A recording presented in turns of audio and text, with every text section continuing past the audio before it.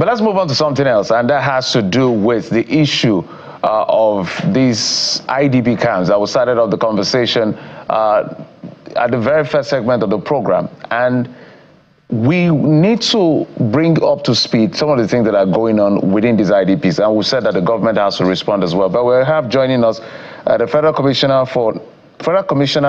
National Commission for Refugees, Migrants, and Internally Displaced Persons, Mr. Tijani Aliyu Ahmed. He joins us via Zoom. Mr. Ahmed, thank you so much for joining us on the program. Thank you very much, Mr. Barton. Mr. Ahmed, I just want to, my questions are primarily one of the guests we had earlier, Jessica is her name. She was in the IDP camp, but she's left, but her parents are still there. And I want to throw the exact question she asked the government, which you represent. The question she asks is the government really interested in them getting out of IDP camp after 10 years? Thank you very much. I think the National Commission for Refugees, which is an agency representing the federal government in the area of protection and assistance to people who have been displaced, either as a result of natural occurrences or by man-made.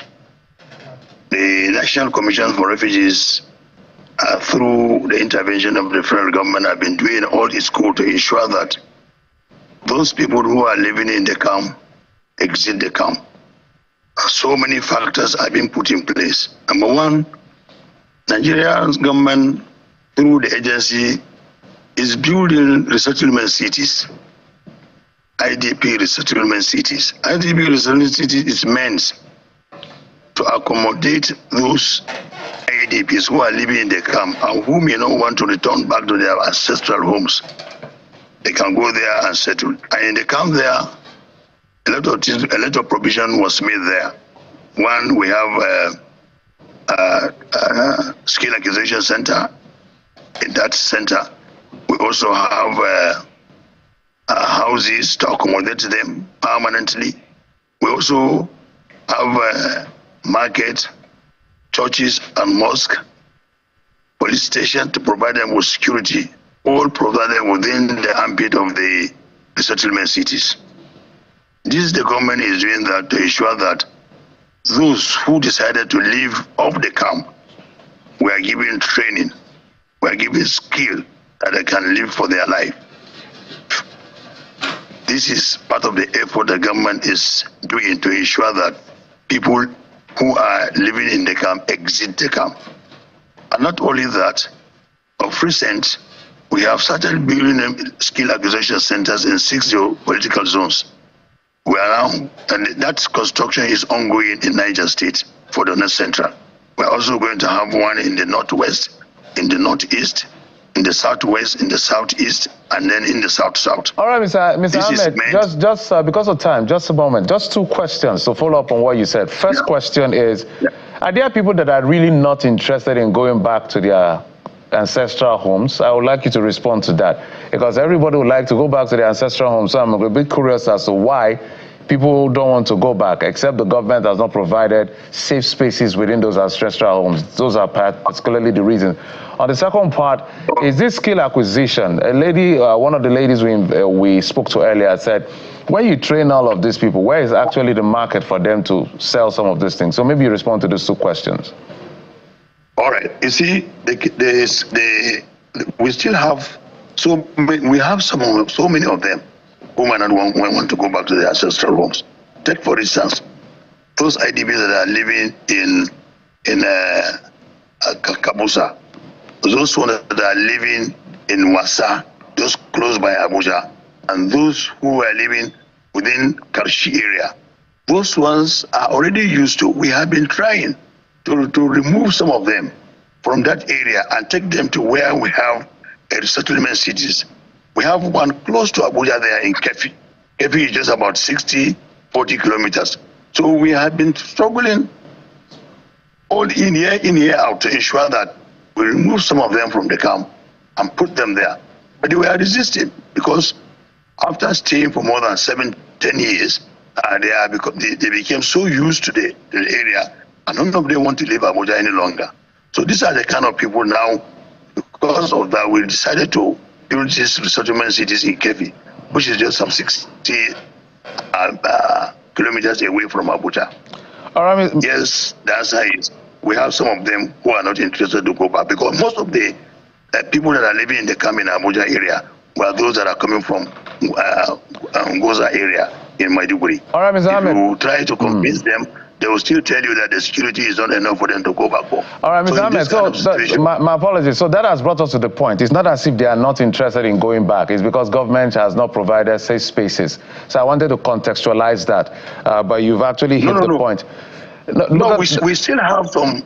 We still have some resettlement cities in Maiduguri, but because of their long living around Abuja area, you know, not everybody wants to leave Abuja any longer again. All right, so let's talk about let's talk about Benue State. What exactly? Two questions as we wind down.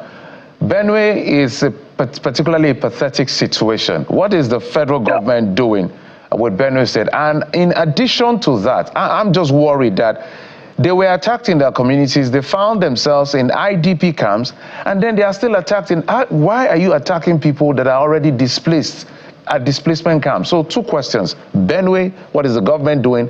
And do you, has the government been able to find out why these attacks have also been successful in IDP camps? No, you see, the issue of Benue, I don't think but anybody that says government are not giving them any assistance, I don't think they have been fair. I remember I was in Benue, particularly in Ichua camp, which is the largest camp in Benue State. And that place, we have provided them with enough food items, constructed, drilled boreholes for them to give them clean water. And also, we are now making effort to teach them into this greenhouse farming.